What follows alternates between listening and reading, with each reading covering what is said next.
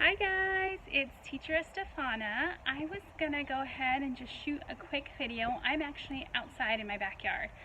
Well, in part of my backyard. I had planted a garden a little while ago, and so stuff is starting to grow. And so, of course, it got me thinking about what do we do at the center.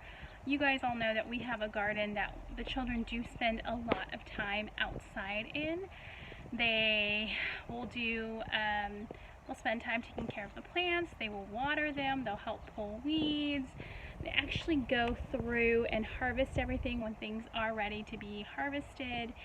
They help, they'll do watercolor painting in the garden. So I was just thinking, and I figured if many of you guys have started gardens at home, maybe that's something you can continue. Go out into your garden, look at everything that you have growing, and see what the children can help you with, whether it's planting new seeds, whether it's watering, whether it's taking care of what is currently growing, things like that. My garden is definitely in different stages. I had kind of started this a while ago, and then I actually just finished the other side, that side back there, this past weekend. So I actually went in with the rototiller and planted it and stuff like that.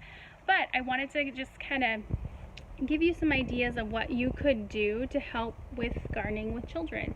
So of course, one is if you're planting seeds with them, we always encourage children to do what we call observational drawings. And so what you want to do is have the children draw a picture of what the seed looks like. Maybe you start it that way, and then as the plant starts to develop and it starts to grow, you can actually have them continue that drawing process. So once it sprouts, have them draw a picture of what it looks like once it sprouts, and then as it continues to grow, again, it can be a series of drawings over weeks of time, just because it's a great way for them to see the real life cycle of a plant, from seed to actual producing fruit. So one of the other things you can do, as I mentioned before, is we would spend lots of time outside in the garden at the center. You can take them out and do some watercolor pictures. Oftentimes those observational drawings that they start, they might have started that, and then maybe the next day the teachers will put them out again so they can revisit their work, and then they can watercolor those pictures. So that's always an option as well. Have them draw what different vegetables they may see that's starting to grow. That's also a great continuation of that. The other thing that I like to do to encourage math is, so I have Unifix cubes here at my house. And so I always like to encourage children, when we used to do gardening out at my old school, we'd go out and just take some cubes. It can be really anything, cubes, buttons, string, and you just have them simply compare how long every week, we would do this once a week, how long every week, how many cubes it would take to measure a specific plant. Maybe last week it was just 1 cube because it was barely sprouting, and now it's 2 or 3 cubes because it's gotten bigger or it's growing.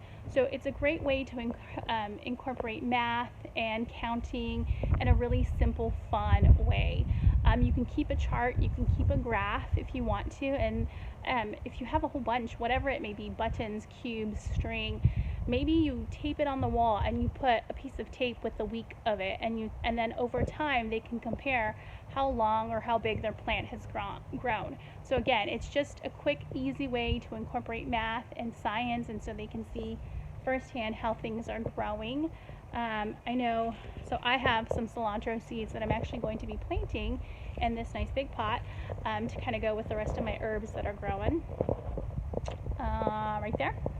So maybe, you take the cilantro seeds and you just dump them in, but I am not a pro gardener, I am just gardening.